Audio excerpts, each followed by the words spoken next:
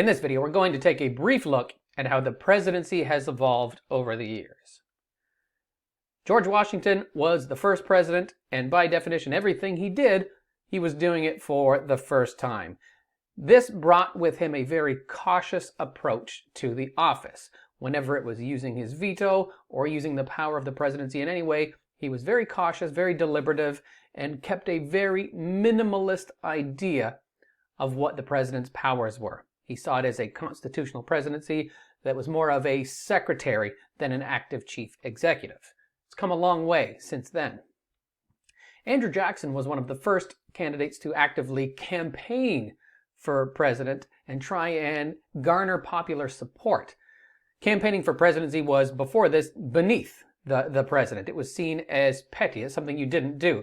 However, Jackson wanted to be a popular president in the sense that he wanted the support from a Democratic majority of the population. He went around the country to meet people, and he did want to gain popular support for his ideas.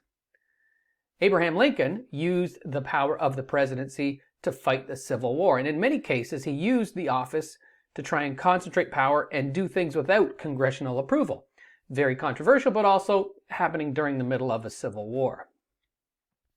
Now, technology also changed the presidency in many ways. Franklin Delano Roosevelt harnessed the power of radio. Many politicians prior to this, they gave big booming speeches with loud voices to roomfuls of people, and that was a speaking style that was seen as required of a presidency. However, Franklin D. Roosevelt was very soft-spoken, and it was a voice that sounded really good on the radio. And so he harnessed that power and was able to create this sort of intimate environment where voters felt like he was actually speaking to them individually, rather than listening to big speeches to roomfuls of people.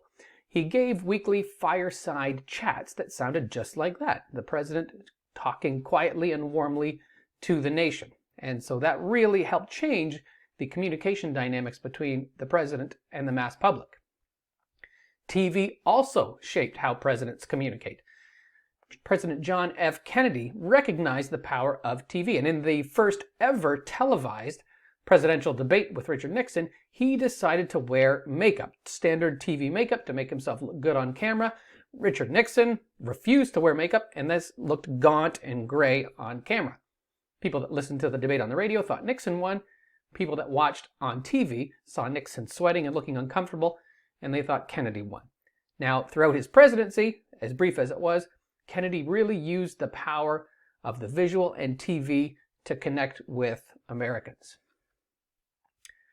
In a similar vein, Ronald Reagan, who's known as the Great Communicator, especially recognized the importance of TV. He happened to be a Hollywood film actor and brought those skills with him to the presidency. He would often give very meaningful presidential addresses, such as the famous Challenger speech. When the Space Shuttle Challenger exploded, he gave a very passionate speech right into the camera to address the nation.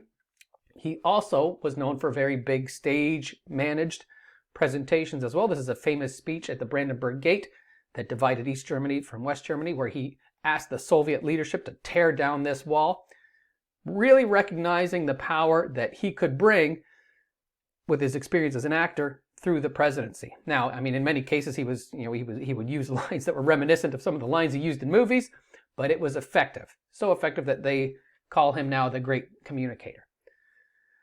Over time, and in the modern day, the presidency has almost evolved into a permanent campaign where the president feels like they are always running for office and they're not doing that much governing. I mean, this was evident during the presidency of Bill Clinton. He was always very public. He would go for runs and always appear at a McDonald's restaurant. That was one of the things he was always known for, making these public appearances at McDonald's.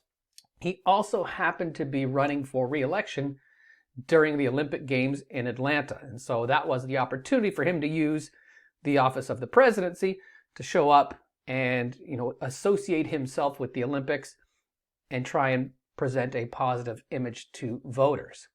Similarly, President George W. Bush would use the power of the presidency to try and position himself favorably for re-election, including getting dressed up in a flight suit and flying in a plane and landing on an aircraft carrier to give a speech. And so this has become the norm, where the office of the presidency can be used to further the re-election goals. Now, the ultimate example of this would have been President Donald Trump, who preferred to give large campaign-style rallies throughout his presidency. It's like he never really stopped campaigning. The presidency of Donald Trump was also important because it highlighted the importance of norms.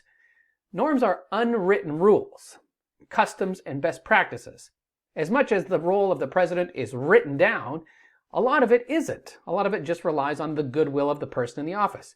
Many of those norms, such as the transition period, were ignored by Donald Trump, and in fact, many federal laws around document retention were also ignored too. So it really underscored how the presidency relies on unwritten rules that need to be observed. So, just to recap the evolution of the job, each president has approached the job differently. And as we look back over time, we can see how that has changed the office and how the job has evolved over time. The influence of technology is paramount. Technological shifts in communication have also changed how presidents approach the job and how they campaign for the job. One of the longer-term trends that we can observe is the concentration of power in the executive office of the president. While it used to be more of a ceremonial, secretarial role under George Washington, each president since then has gradually tried to accumulate more power. And that's why the office is the way it is today.